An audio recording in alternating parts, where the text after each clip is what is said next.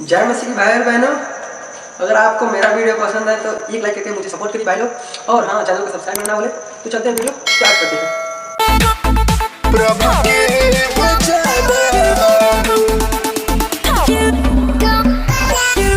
इसके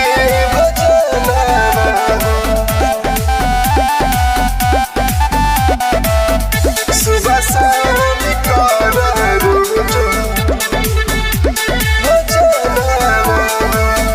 बड़ा नीक लागे भैया बाइबल के बचना बड़ा नीक लागे दीदी बाइबल के बचना रोज सुबह शाम करिहा यीशु के भजनवा रोज सुबह शाम करिहा प्रभु के भजनवा।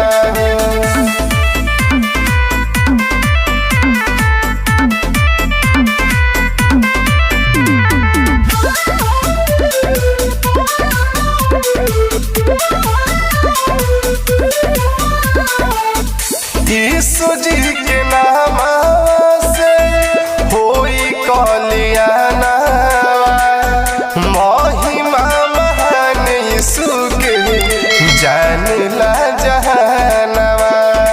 ये भैया ये दीदी बतिया के माना हो यीशु जी के नाम से होला कल्याणवा महिमा महान यीशु के जानला जहानवा। सच्चा दिल से करी है भैया यीशु के आराधना हो सच्चा दिल से करी है भैया प्रभु के प्रार्थना हो रोज सुबह शाम करिहा यीशु जी के भजनवा हो रोज सुबह शाम करिहा प्रभु जी के भजनवा हो।